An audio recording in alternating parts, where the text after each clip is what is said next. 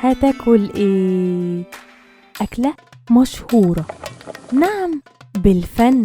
معجونة ازاي؟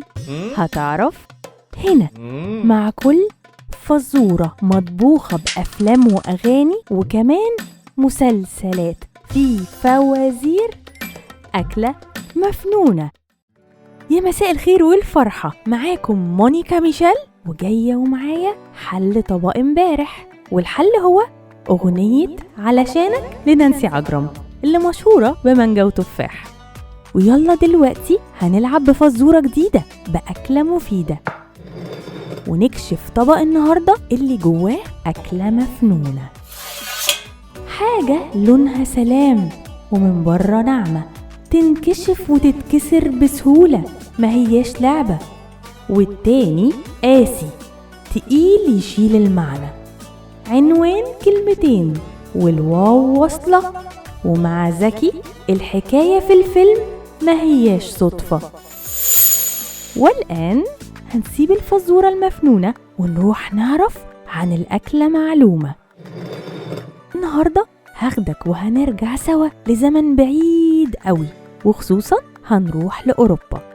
لو جعت فجأة وانت بتتمشى وفكرت تروح تشتريها علشان تسويها وتاكلها، ما تتخضش لو شفت في عينيهم نظرة ذعر، كأنهم شافوك كائن فضائي كده. ليه؟ لأن في الوقت ده ما كانتش للأكل خالص، كانوا بيستخدموها في حاجة تانية مهمة. كانوا بينقوا بيها العصاير والمشروبات. إزاي؟ بيضيفوا الجزء الشفاف اللي فيها للسائل، وعلشان فيه كمية بروتينات كبيرة كانت بتعمل حركة زي المغناطيس، بتمسك كل الشوائب والعكارة وتخلي السائل صافي خالص. وبعد ما الشوائب تمسك فيه بتترسب في القاع، والسائل بيكون نظيف يتشال من فوق بمنتهى السهولة، كأنه كده زي فلتر طبيعي قبل التكنولوجيا. ها قولي بقى، عرفت حل الفزورة؟ طيب وصلت لاسم الأكلة؟ اكتب تحت في الكومنتس. وحالا شبعنا خلاص وهنشيل طبق النهاردة. كنت معاكم مونيكا ميشيل على مونيكروفون، بس استنى بكرة في نفس الميعاد 7:30 بالظبط هاجي ومعايا الحل وكمان فزورة جديدة من فوازير.